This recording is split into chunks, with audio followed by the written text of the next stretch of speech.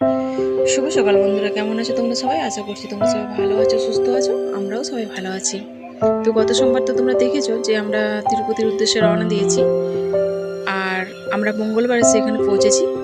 তো এসে এখানে মানে হোটেল নিয়েছি, তারপরে ফ্রেশ ট্রেশ হয়ে খাওয়া দাওয়া করে এই যে বেরিয়েছি তিরুপতির উদ্দেশ্যে। আর মঙ্গলবার দিন আমরা প্রায় হোটেলে যখন এসেছি তখন প্রায় 1:10-15 বেজে গেছিলো। তার কারণ আমাদের ট্রেন 2.5 ঘন্টা লেট ছিল। তো এসে এখানে রুম টুম নিয়ে তারপরে যে ফ্রেশ হয়ে আবার খাওয়া দাওয়া করে এই যে বেরোলাম। আর ভেলোরে তো আমার মেয়ের ট্রিটমেন্ট হচ্ছে, দর্শন করে তারপরে আমরা আবার যাব ভেলোরে। তো ছোট ছোট দুটো ভিডিও আমি আপলোড করেছিলাম, যেখানে আমি ট্রেন থেকে নামলাম, তারপর হোটেল নিয়েছি, এগুলো আমি শেয়ার করেছি। আরও কিছু ভিডিও আমি শেয়ার করেছি, মানে এই যে ভেলোর মানে তিরুপতির থেকে আবার ভেলোর চলে আসলাম সেই ভিডিও আমি শেয়ার করেছি। কিন্তু এই ভিডিওটা আমি আপলোড করতে পারিনি, তার কারণ আমি মানে সেরকম মানে সময়টাই আমি বের করতে সময় ছিল, কিন্তু আমি সেরকম সুযোগটাই পাচ্ছিলাম না যে আমি ভিডিওটা কথা অ্যাড করে আমি মানে এডিট করে আমি ছাড়বো আর কি, আপলোড করব।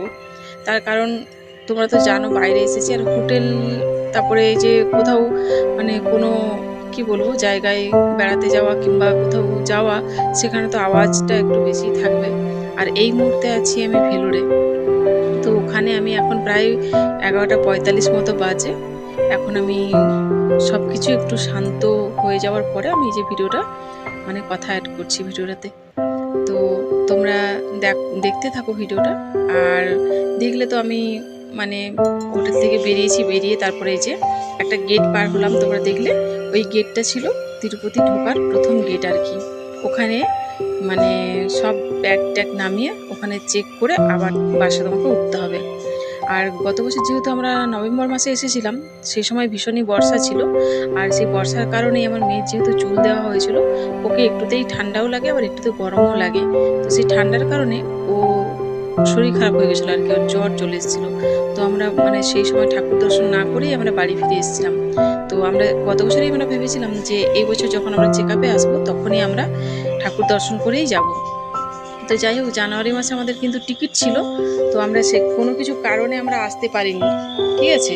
তো ভগবান যা করে মঙ্গলের জন্যই করে, হ্যাঁ। তো এই বছর একটু গরমের সময় আমরা এসেছি যাতে আমরা ঠাকুরটা দর্শন করে আসতে পারি। কিন্তু আর সত্যিকারেই মানে আমরা ভালোভাবেই ঠাকুর দর্শন করেছি। আমাদের অনলাইনে টিকিট কাটা ছিল, মানে ভিআইপি টিকিট কাটা ছিল, কিন্তু তবুও প্রায় 3 কিলোমিটার আমাদেরকে মানে হেঁটে ওই মানে কি বলবো সব এর মতো করা আছে, গলির মতো করা আছে, রুমের মানে অ্যাজবেস্টার দেওয়া আছে উপরে, আর দু সাইডে গ্রিল দেওয়া আছে। আমি একটা ভিডিও আপলোড করেছি। তো ওইভাবে করে 3 কিলোমিটার প্রায় যেতে হয়েছে আমাদেরকে, তবু ওইভাবে তারপরে আমরা ভগবান দর্শন করতে পেরেছি। যখন ওখান থেকে দর্শন করে আমরা বেরোই তখন প্রায় 11:30 এরকম বাজে, 11:40 এরকম বাজে। মানে পৌঁছেছি আমরা প্রায় 5টার দিক করে ওখানে। তারপরে আমরা ওখানে চুল দেওয়ার পরে তারপরে আমরা চান করে ফ্রেশ ট্রেশ হয়ে, ওখানে চান করার সব ব্যবস্থা আছে, ছেলেদের বাথরুম মেয়েদের বাথরুম সব আলাদা, ঠান্ডা গরম জল সব কিছুর ব্যবস্থা আছে।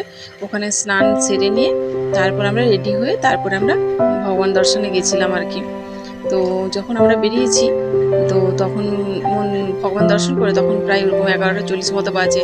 আর ঠান্ডাটা কী কারণে আমার মেয়েকে লাগে বলো তো, এই যে মানে চুল দেওয়া হয় বিকেল হয়ে যায়, আর ওই চান করানো হয়, তারপরে ওই যখন ওই এগুলোর ভেতর দিয়ে গলিগুলিগুলোর ভেতর দিয়ে আমরা যাচ্ছি না, ওখানে অনেক পাখা লাগানো আছে, মানে এত যে মানুষের ভিড়, এত যে হাজারো হাজারো হাজারো বলাটা ভুল, লাখও হয়ে যাবে এরকম মানে ভিড়। তো এত মানুষের ভিড় তবুও মানে ওখানে না মানে গরম যে কী জিনিস তুমি বুঝতে পারবে না। আর আমরা যখন নিচে ছিলাম তখন কিন্তু ভীষণই গরম ছিল নিচে, মানে যেখানে আমরা হোটেল নিয়েছি আর কি। আর মন্দিরটা তো পুরো পাহাড়ের উপরে। তো সেখানে কিন্তু যখন পাহাড়ের উপরে আমরা পৌঁছাবো করছি, তখন কিন্তু আমাদেরকে গরম লাগেনি, আবহাওয়াটা একদমই সম্পূর্ণ আলাদা, ঠান্ডা একটা মানে আবহাওয়া, এত সুন্দর, মানে সেটা একমাত্র সেখানে থেকেই অনুভব করা যাবে। আর তোমরা তো দেখছো যতটা পারছি তোমাদের সাথে আমি শেয়ার করছি, তোমরাও দেখো। আর কেউ যদি আসতে চাও মানে তিরুপতি কলকাতা থেকে কিংবা খড়গপুর থেকে, তো আমি বলবো যে তোমরা এসে নিচে কিন্তু হোটেল নিতে পারো। তার কারণ হচ্ছে কি বলো তো, এখানে হোটেল নিয়ে একটু ফ্রেশ ট্রেশ হয়ে তারপর তোমরা ওখানে যাবে। আর তারপরে উপরে তো এই যেখানে আমরা হোটেল নিয়েছি ওই জায়গাটার নাম হচ্ছে তিরুপতি। আর উপরে যেখানে ভগবান আছেন ওই জায়গাটার নাম হচ্ছে তিরুমালাই। তো ভগবান দর্শন করে এসে ওনার স্ত্রী কিন্তু এই তিরুপতিতে থাকেন, ঠিক আছে, নিচে। তো মানে যেটা মা হচ্ছে পদ্মাবতী, তো সেই মাকে না দর্শন করলে নাকি দর্শনটা অসম্পূর্ণ থেকে যায় আর কি, সম্পূর্ণ হয় না। তো সেই কারণে এখানে হোটেল নিলে ভালো আর কি। তোমরা ওখানে দর্শন সেরে তারপরে এখানে আবার রেস্ট নিলে, তারপরের দিনকে মাকে দেখে তারপর তোমরা যেখানে যাওয়ার গেলে কিংবা থাকলে বেড়ালে যাই হোক একটা কিছু। তো আমরাও সেইভাবেই করছি। আর এই যে দেখো আমরা তিরুপতিতে পৌঁছে গেছি। আর এইটা হচ্ছে একটা গার্ডেন, আর এত বড় এরিয়া জুড়ে মানে মন্দিরটা, যেটার মানে জায়গার পরিমাপ দেওয়া আমার পক্ষে সম্ভব না। আর এই একটা গেট, এটা তিরুপতি ঢোকার মুখে। তো নিচে একটা গেট তোমরা দেখলে, যেটা একদম মানে ঢোকার মুখে, সেখানে চেকিং গেট, সেখানে সব চেক টেক করেই এখানে আসি আমরা। আর এইটা আরেকটা গেট, এখানে কোনো চেক টেক হয় না। আর দেখো গার্ডেনগুলো এত সুন্দর, খুব সুন্দরভাবে সাজিয়ে রেখেছে জানো তো। আর এইবারে এসে দেখছি আমি যে খুব বড় বড় হোটেল হয়েছে এখানে। গত বছর যখন আমরা এসেছিলাম অনেকই গেস্ট হাউস, তারপরে অনেক হোটেল ছিল, কিন্তু এখন দেখছি অনেক অনেক হোটেল হয়েছে। আর এখানে যখন আসছিলাম না, পাহাড়ে যখন বাসটা উঠছিল, আমার সচরাচর মানে গাড়িতে কিংবা বাসে ট্রেনে কোনো দিনই আমার কোনো রকম শরীর খারাপ করে না, কিন্তু এই বছর জানি না কেন আমার মানে এতটাই শরীর খারাপ হয়ে গেছিলো।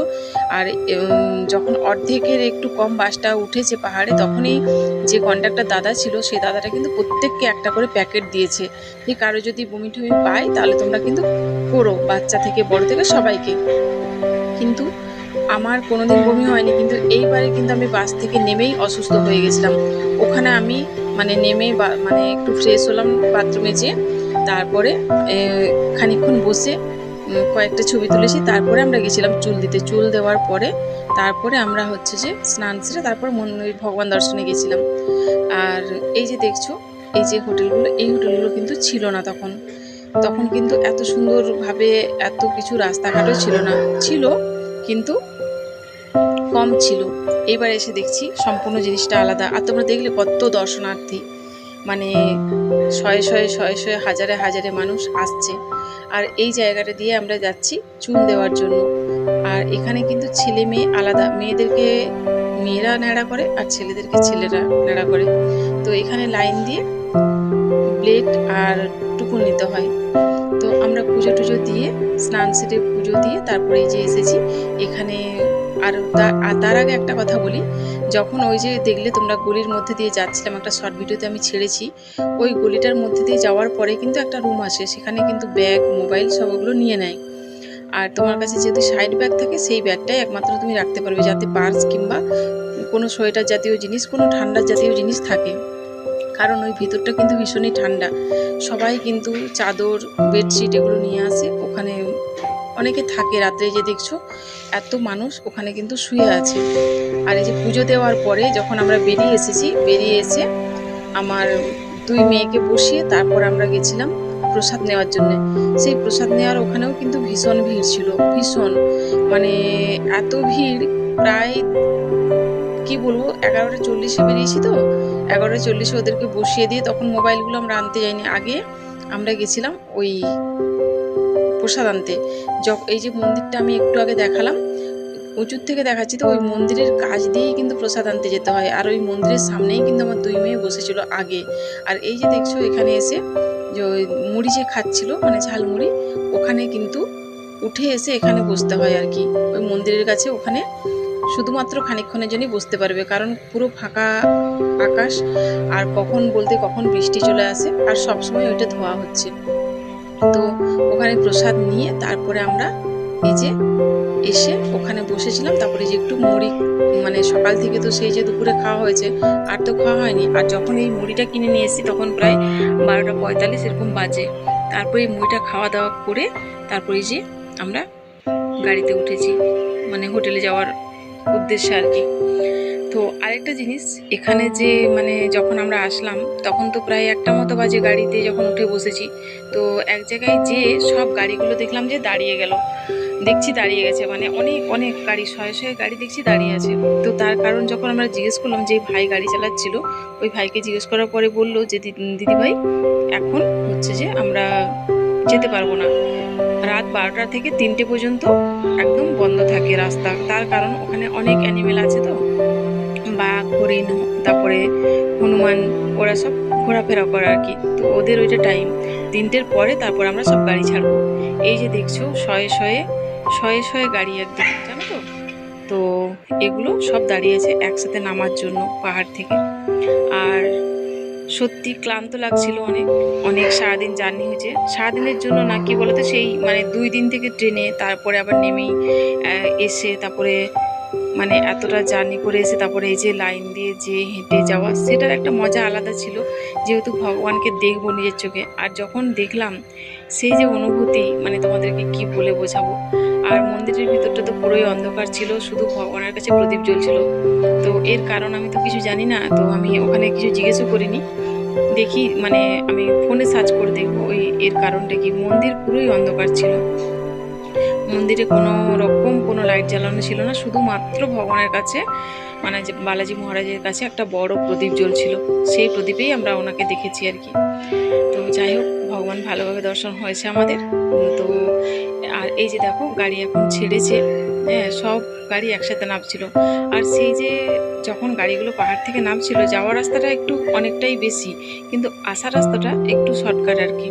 তো যখন গাড়িগুলো পাহাড় থেকে নামছিল না, নিচের যে সিটিটা, মানে সব তো পুরো আলো জ্বলছে একদম পুরো সিটিতে, এত সুন্দর যে অপূর্ব দৃশ্য, মানে সেটা কি বলবো তোমাদেরকে। তো তোমরা অনেকেই হয়তো তিরুপতি এসেছো এবং কেউ হয়তো আসোনি, তো যারা এসেছো তারা তো জানোই, আর যারা আসোনি তাদের জন্য আমি এই ভিডিওটা যতটা পারলাম আমি তোমাদের সাথে শেয়ার করলাম। আর তোমাদেরকে ভিডিওটা দেখে কেমন লেগেছে তোমরা অবশ্যই বলো। আর হোটেলে যেয়ে কিন্তু আমি আর কোনো ভিডিও শ্যুট করিনি যাওয়ার পরে, কারণ আমাদের যেতে যেতে প্রায় 4টে, হ্যাঁ 15-20 এরকম বেজে গেছিলো। তো যাওয়ার পরে মানে বুঝতেই পারছো, মানে সেই যে সকাল থেকে নেবেছি, মানে নেবে এইসব তাহলে ভোর 4টে হয়ে গেছিলো। তো 4টের সময় যে জাস্ট আমরা পাহাড় ধুয়ে ড্রেসগুলো ছেড়ে তো আমরা শুয়ে পড়েছিলাম। আর আমি ব্লগটা শ্যুট করতে পারিনি। তো তারপর দিনকে সকালবেলার পর যে ব্লগটা আমি করেছি সেটা আমি তোমাদের সাথে শেয়ার